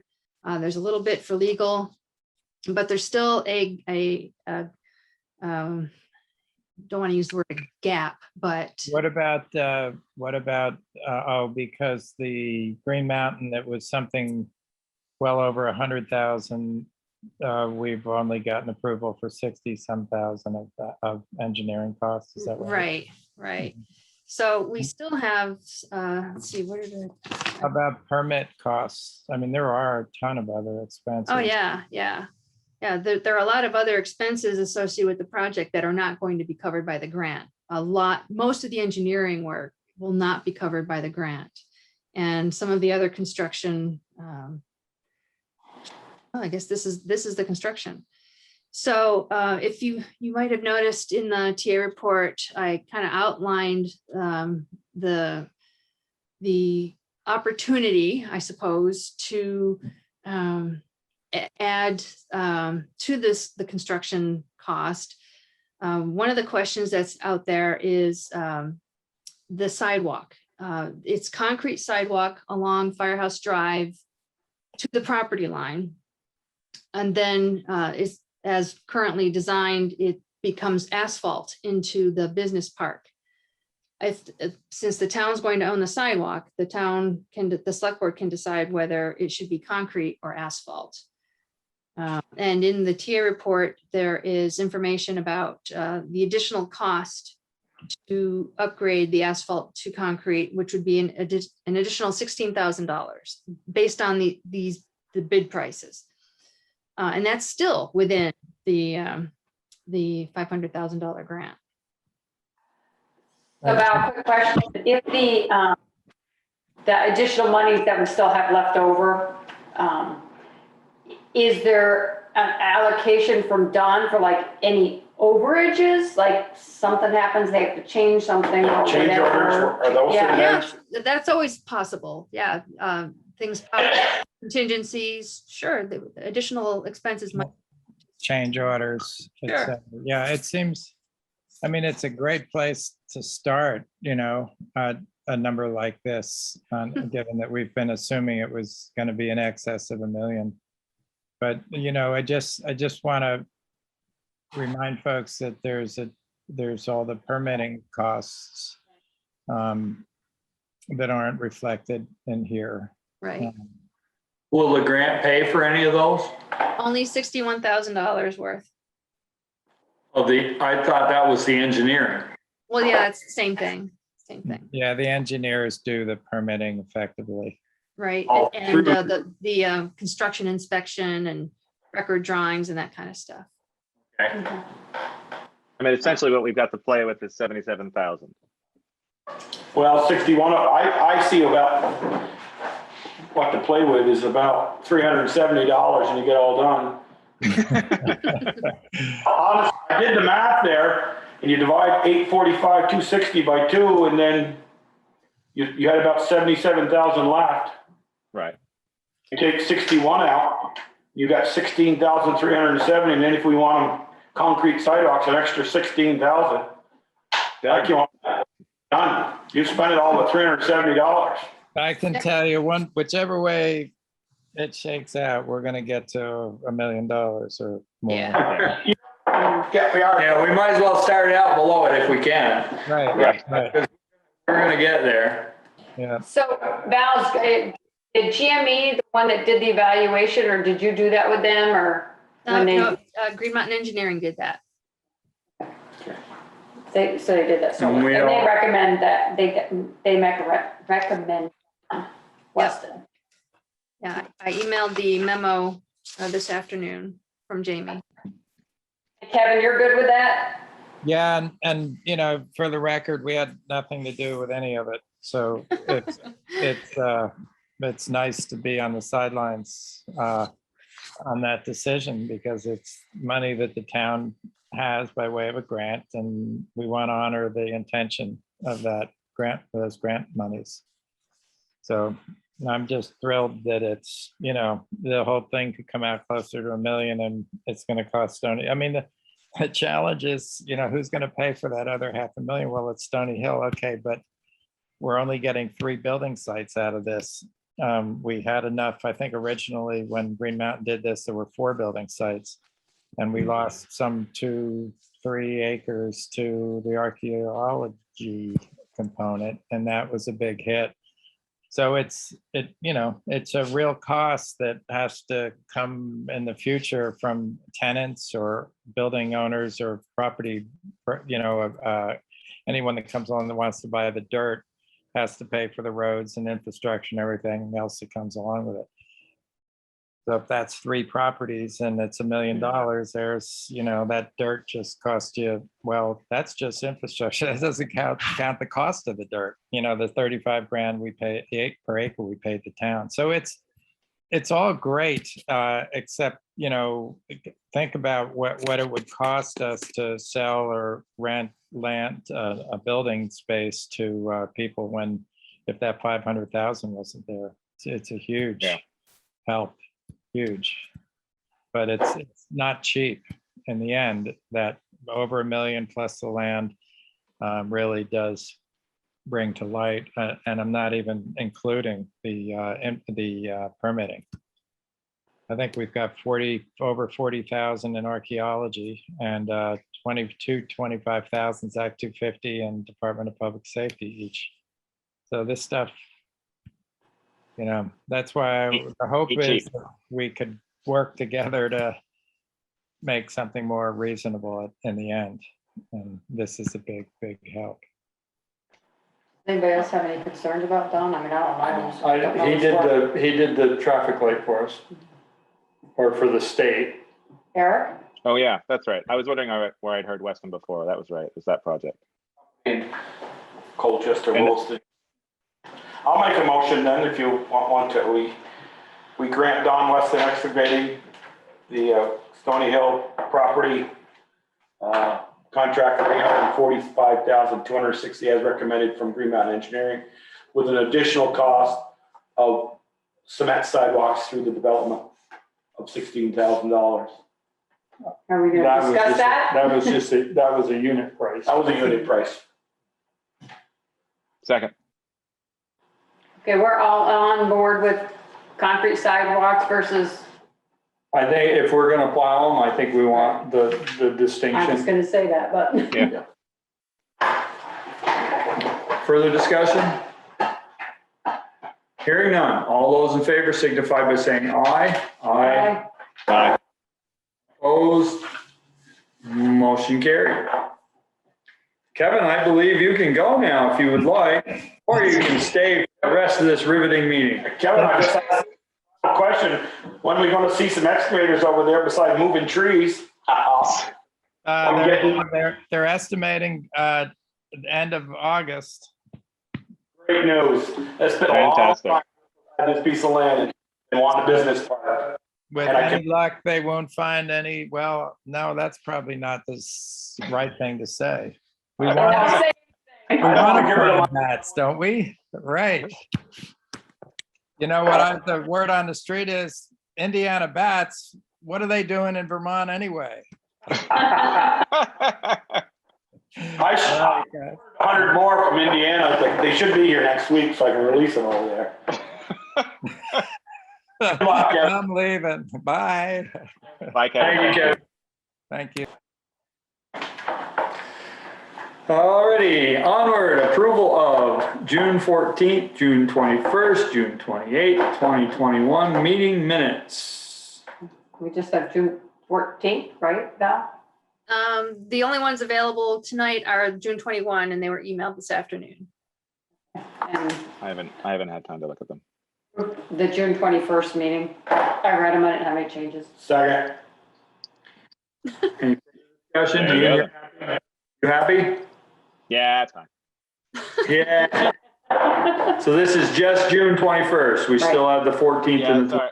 Correct. it's our drive around. Okay. All those in favor signify by saying aye. Raise your hand. Aye. Opposed? Motion carried. Thank you. Rise, accounts payable, warrants, and liquor licenses. Do you have the total? You got the latest total, Tasha? Yeah, the 327,970, sorry, $327,970.59. Yes. Yeah. Check it out. All right. Select board roundtable. Wait a minute, no, we didn't. Okay. I was thinking we had a Yeah, liquor there license. was a liquor license. Val, do we need to talk about the liquor license? For South Mountain? Stipulations? According to Sharon's email, it needs to be a noticed agenda item if we're going to change any conditions. No, I don't We know. can, okay. Maybe we could talk about it and then. Sorry.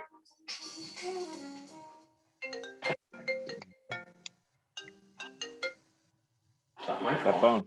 No, that was me. Sorry.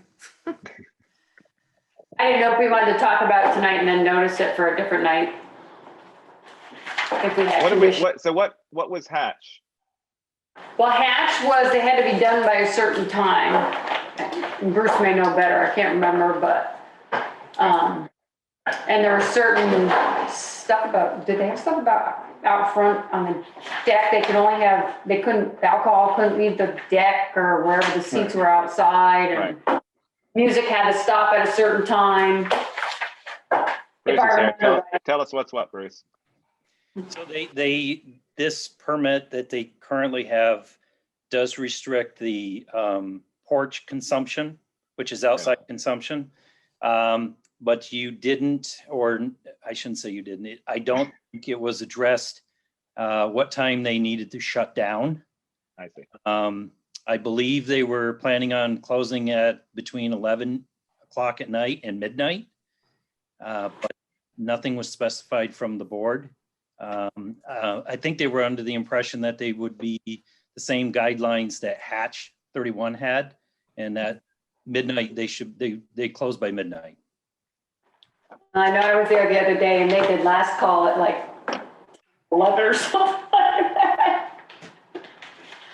Well, that's okay. And it was okay, but it wasn't too happy. Some of the patrons that were in there was like, what do you mean? They talked to me the other day and they thought their permit was for 11 o'clock. That's why they called last call at 10:00. Yeah. And they told me they just wanted the same hours as Hatch had. Val, can we get the Hatch's conditions and then warn it for the next meeting? We could just reinstate them. Sounds good. Okay. So, but just for 2 weeks, later on, it's 2 weeks. Will that affect they'll have to close then, Bruce, at 11 or midnight?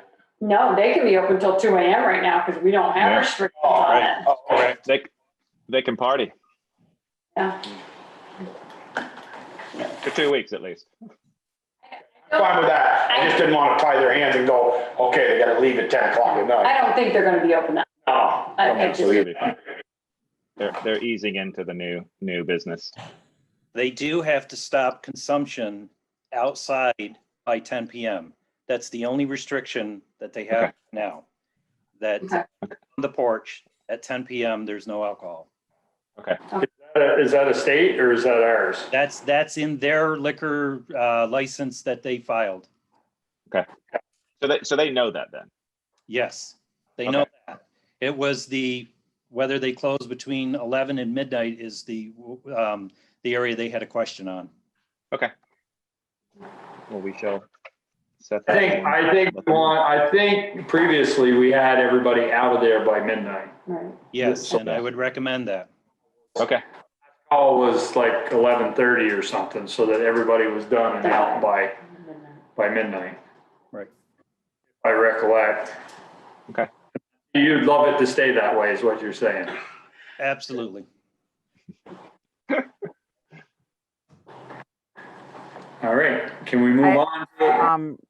No, because the email that I think it was Sharon that sent, the one I was talking about is the request for the food truck, it said on the town green for August 6th. Yeah, Now let's we cover talked that. That'll just be the rec department approving that. Okay, perfect. Never mind that. Thank you. Now can I go? Yes. Select board roundtable. Ian, I'd like to put on a schedule in 2 weeks about the trash cans on the park, so we can have that discussion. I thought it would be on tonight, but I didn't see it. But maybe I should have been more forthright asking for that. We have received some of that order that was through the Bristol Core grant. We've got 2 bike racks that I've put out, one over by Recycled Reading, the other by the covers or the green space area, whatever we call that. I put bike racks out there, and we have the trash cans, and we have 4 new trash cans and 3 recycling bins. We're waiting for 1 more. And Eric's going to let me know when we get the benches and the picnic tables so I can go over and assemble them. But so far, stuff's been coming in, and so it'll soon be, we want to put it on the green, so I'd like to have that discussion. And I don't know if the discussion includes the picnic tables on the green too, since that's infrastructure that we'd like to put on the green. The bike covers, is that ours? Is that No. green space ours? no. So do we have to ask what's their faces for permission, Parmala, for permission? Generally, we haven't, just in the past, because we put the trash cans have sat there and they buzz around them and move it. It's an easy thing to move, but I'm happy to reach out on behalf of Core. We've never had any issues before with placing the bench there. The bench that sits there is ours too, or is the town's rather. I just dawned on me that I didn't think that was our property, so that's why I asked. No, we've known that, and stuff has sat there for years and years, and we haven't had an issue. I mean, we've had permission for them before to be able to put those things there, but I can ask about the bike rack, and we are going to switch one of the benches so there's a nicer bench there too. Ian, on Recycled Reading, where is it going there in that little? Currently, it's in the large patch of weeds that we once called a planted area. So it's sitting there, and it'll probably go in one of those patches at some point. And who? So that's my. Sorry. Who's going to pick them up? Who's going to Say pick that them again, up? Who's going to pick them up? He wants to know. The bike racks? The town will. Well, no, the bike racks. The bike racks. The one by Tree Goods stays there because I believe that's that building's maybe. I know that Joel, you put away the banks. You want me to bring it? I haven't brought it up yet because you said you're getting new bike racks, but where you put them around west end of town here, you want me to put ours down by the bank then? No, yours is by the bank. It's by the bank. Okay, it's there. because I knew you were getting new ones. I was going to remove it then, but you're not having them down. Let me ask, is Eric still there? I can't tell. Here, he's sitting back. Okay. Do you would prefer Eric to have the bike racks moved, right? Because it's easier to drag the snow? Well, no, I mean, we don't have to pull the snow off in there. Okay. Don't you usually, mean, when you Main Street, doesn't the snow get pulled up in there? Well, no, that whole Main Street area gets cleaned up. So we pull it all out, but if there's stuff there that we can't pull the snow off, then the snow will just stay there. So you need to pull the bike racks off. Well, so part of that discussion would be, what to do with those intersection plantings. Core was working on trying to plant them this year. It didn't come to fruition for a couple of reasons. And so we're looking at maybe changing that design where instead of it's in ground, it might be some higher planters that wouldn't just turn into a big pile of weeds every year because it's up above the ground. And part of it too would be like maybe planters in those larger areas, and then you'd have some benches. So the discussion was a more permanent items that would sit there year round. And I don't know if that causes more trouble for the Public Works Department by designing and building something like that, or if it doesn't matter to you guys because you just wouldn't pull the snow anymore, it would just sit there. Do you have any option or opinions on that, Eric? The only thing I got on that is that crosswalk that comes through there. You're only gonna have a 5-foot path if you're not gonna be able to pull snow off. And then Over time, you could have a higher bank. visibility wise. Yeah, visibility, and Ian, I would not vote for benches in those, I'll call them bump outs. I mean, we have benches in the park, and that's where I want people sitting, not on the edge of the corner, out on the bump outs and possibly get hit by a car. Oh, sure. Yeah. No, it would have been, or we would look at it where safety is obviously the number one concern. It's just that it was an idea that we had I was talking about the new executive director and she mentioned that idea and I liked it just because it's such a large area to do something with. And so having the more of the protection around the sides, which would be the planters, and then having sitting, but we can make it whatever we want. And I would want to get opinions from the select board and Val and Eric about what to do with those spaces. Cause I'd like to design something that is easy to manage for the town every year and doesn't cost a lot and looks good. And it seems like raised planters is a better thing than just having dirt on the ground because you're always going to have weed problems no matter what you do. Whereas with the planters, you have more control with what you can put in and how you maintain them. But that could be another discussion. It would have to be, if it was planters, in order to plow, they'd have to be removed in the fall. So yeah, it's food for thought. Yeah. Give you a chance to think about it and we can have a discussion later. What else? I think that was it. Okay. Joel. Oh, I've got a couple of things. A resident in town told me, should we move or tell our businesses that serve food outside on the sidewalk? They witnessed two people trying to put their 16-inch covers pizza box into our trash cans. I think we need to tell Covers, Snaps, Bobcat, Bakery, if it's your trash, you take it inside. It's not, our trash cans are not for their restaurants for their eating people outside. I don't think.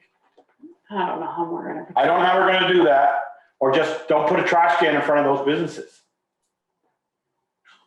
I don't know what's the story here, but they said, why are we picking up trash that came from this restaurant? You know, they brought their food out, set it down on the plate they ate, and then they tried to stuff it into our, it's a problem. I mean, they put it in there because our trash cans are available and none of the other restaurants have a trash can outside their business. So maybe we shouldn't have one in front of that business. Well, I think that would be different if Covers had indoor seating. Right now, it's basically takeout only. So they have their seats there. Right. People take it out, That's eat true. there. You know, once they open back up for in-person seating, that may not be as bad. They could put a trash can out there. They could. They could, because they got a dumpster. Just, I think we should work on it, Ian, through Bristol. Okay. The sidewalk I looked over across from the fire station, Valerie, I took my big level over and shot some grades. That's only like 5-6 inches off the pavement of West Street to the height of that sidewalk. I'd like to, I don't want to put $1.5 million or $1 million into this. I want to put $1 million that we just voted into this industrial park and not have a sidewalk to get across West Street to get to it. Have a beautiful one come up to the south side of West Street, but not, it's going to be about 7 feet long, this sidewalk. And I think we could contract with Green Mountain Engineering for a few hundred, probably $1,000 or so. Let's get it engineered and get it poured the way pouring the rest. That could be a change order, Weston, or it could be done next year when, I was gonna say, can we put it in next year's? Next year's. Sidewalk planning? but I'd like to get that part. I think we need to, I think when the sidewalk is done there, we need a way to get to it. Otherwise, we're just gonna have people crossing the street over that sidewalk. Right.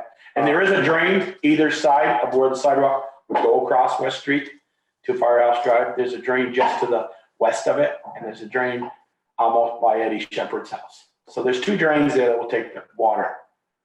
So Well, I don't- so part of that discussion that we had last week or 2 weeks ago was the potential of is that where we would put it? Where the sidewalk will be for Firehouse Drive, or does it have to move? And I guess that's the engineering study that we would have done, right? Yeah. I'd like to see, and I'd like to see a set of flashers down like by the bank, down that end of town. If the sight distance is good enough to pull out with the car when they put Firehouse Drive, I think the sight distance from Stony Hill to there is probably comparable to for walking across there. I just would like it part of the plan and not have a new sidewalk on the south side of Firehouse Drive or on south side of West Street, all along South West Street or Firehouse Drive, and nothing to 5 or I 6. think everybody agrees with you, Joel. It's just making the time to get it done. And the last thing is the food truck. I support that and everything. But Bruce, how do we handle that with no open containers? So they can have an open container?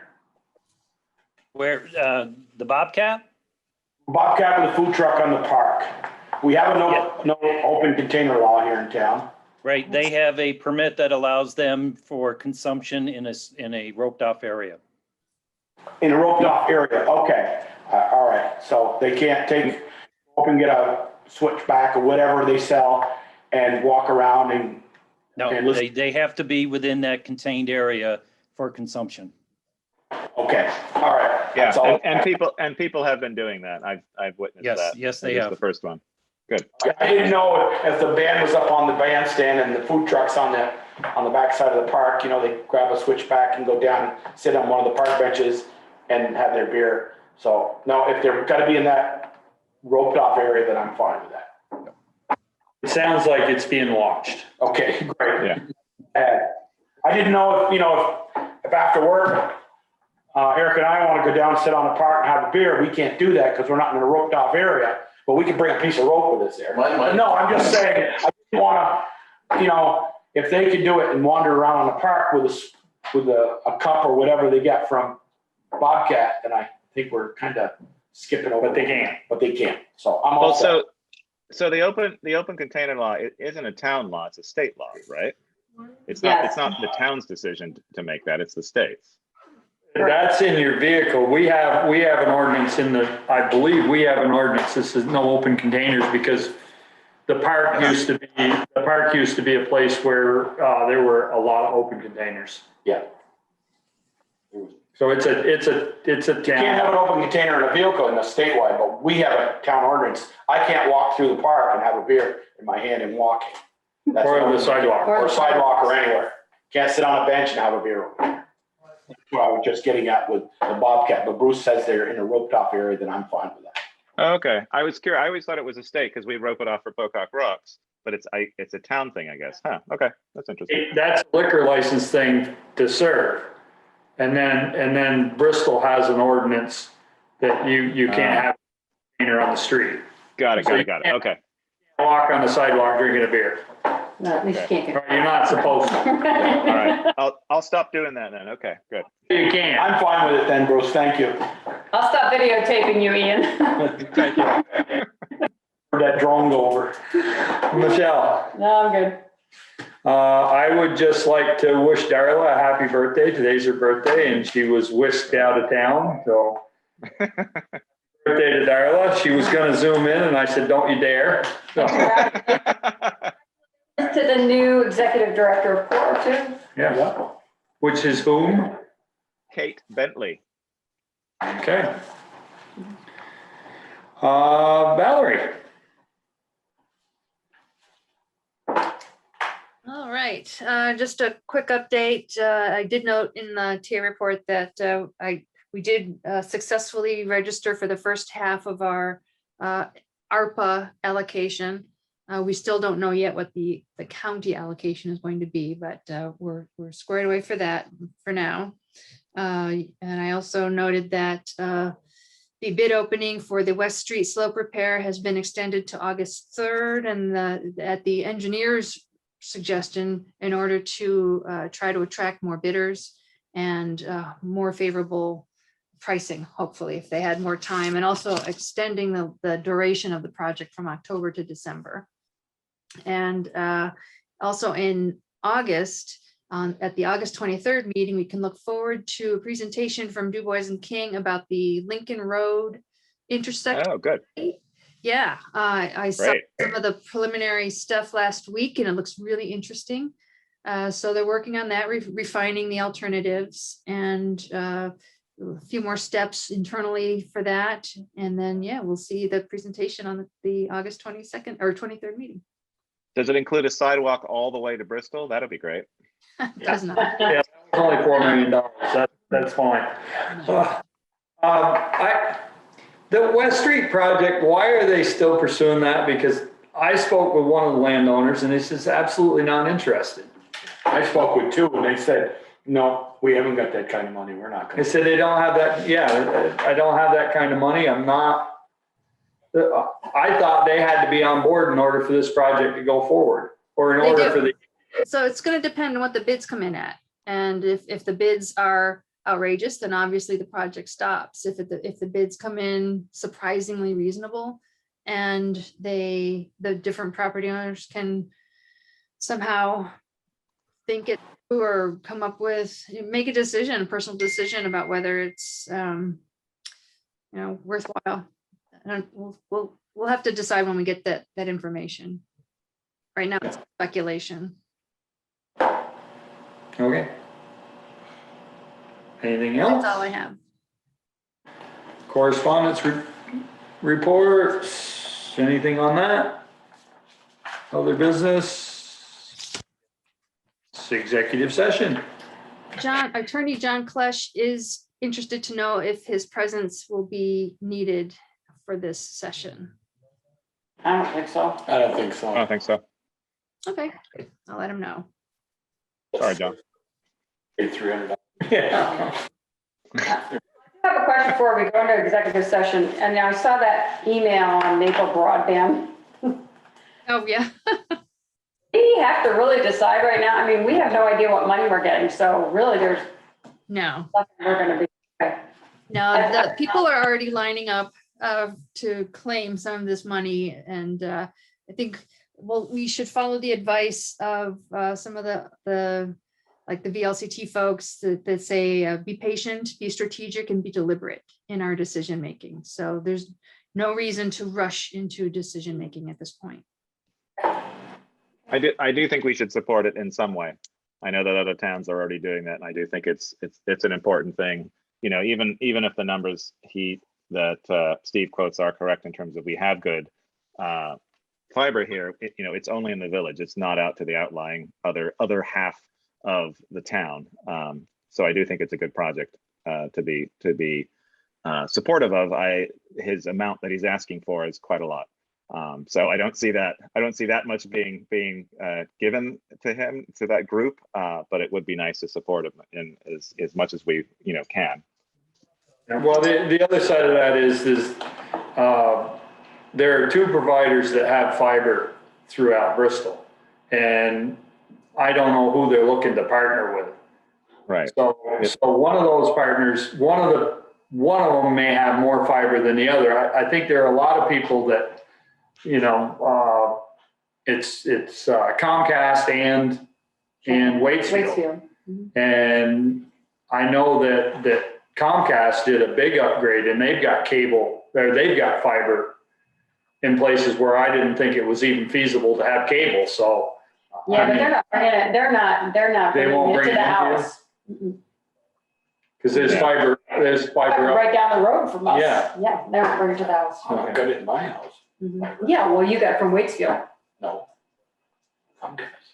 Yeah, I just know that, I know that both of them run through my neighborhood. I could have either one, and I don't have fiber from either one, so. He's so high tech, he's reaching out through the cloud. Secrets. Wait, so Peter, do you have the option to get fiber, or they won't bring it to your house, either one? I have the option. They won't Okay. bring it to my house because it's like in the field, like by where Wendy pulls, and then Yeah. it's over in that way. Huh, okay. Talked to 'em It's not last taking week. the Maybe Within our- so it seems like the density is maybe what Steve said in terms of higher. I thought, I know that Waitsville Telecom had worked in the village area and putting it in for a lot of people there, but I didn't know the extent of what it's actually running along all of the roads. But yeah, that's good. Maybe that's good. Travel has fiber from both Comcast and Waitsfield. Yeah, and I'm Okay. not sure how far Comcast has fiber. I mean, the Okay. fiber that up our way is on the like big transmission lines. It's not on the lower lines. So. Tasha, you have a question? Yeah, sorry, it's unrelated to what you're talking about, so I was just gonna wait. That's but- okay. I'm done. I will stop my fiber talk. Okay, so I just, it's about your, the West Street project. So I'm just confused because didn't we just have a West Street project? So what was that? This is the NRC behind the Should call it Firehouse Drive, Tasha. slope stabilization Oh, right. behind the road survey in Kuzno and who else? And blow. Clark. So Firehouse Drive slope stabilization? Is that Oh, what I'm it- sorry. West Street project was, yeah. The West Street project was an NRCS project. Okay, all right, thank you. Has nothing to do with Firehouse Drive, it has Correct. the washout on West Street, Tasha. Slide. The slide, I mean, not washout. What if all those? Clear as mud? What if all those owners sold us that piece of that bank? Then we only have to come up with 10% to town, right?